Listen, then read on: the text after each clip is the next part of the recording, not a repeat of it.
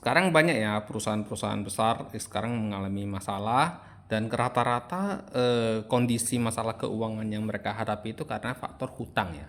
Jadi hari ini saya mau buat konten ini karena gini, beberapa kali ya saya ketemu nasabah asuransi yang ini ya mengalami kesulitan membayar premi itu karena mereka menggunakan uang pinjaman atau uang kredit bank untuk membeli asuransi.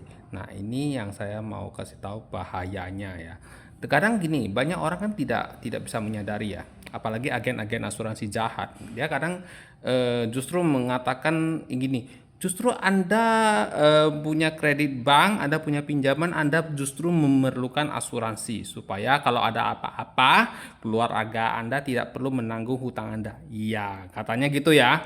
Nah, kenyataannya gimana? Orang yang membeli asuransi dengan uang pinjaman atau hutang bank.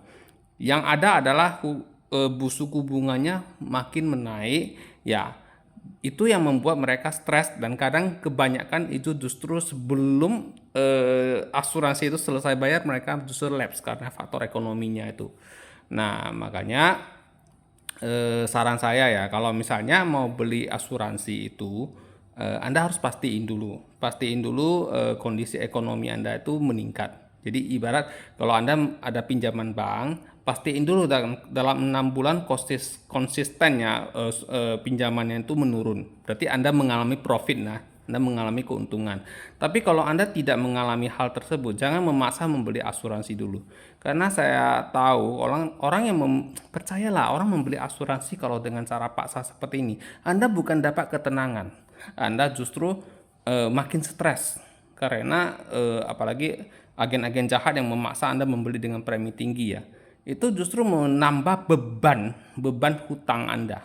Jadi aku hari ini membuat konten ini karena gimana ya, ada rasa kasihan juga ya. Kadang orang-orang yang mengalami masalah, stres, ya kondisi bisnisnya gak mengalami kemajuan, ditambah ini jatuh tempo asuransi yang gak jelas itu, apalagi banyak agen yang menawarin asuransi unit link ya.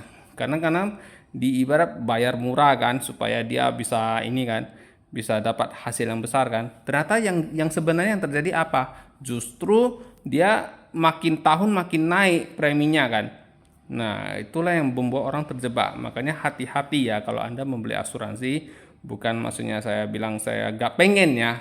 Bukan saya gak pengen Anda membeli asuransi, tapi saya pengennya Anda membeli asuransi karena Anda memiliki keuangan yang stabil dulu, ya.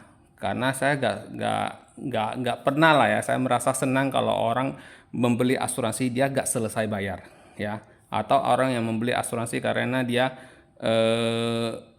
terasa terbebani gitu loh. Aduh, gak ada asuransi dia ketakutan gitu. Saya gak mau. Aku maunya orang membeli asuransi karena dia pengen ketenangan. Gimana dia bisa dapat ketenangan? Dia harus sendiri punya ekonomi atau bisnisnya yang berjalan lancar dulu, baru dia bisa membeli asuransi tanpa ada rasa beban.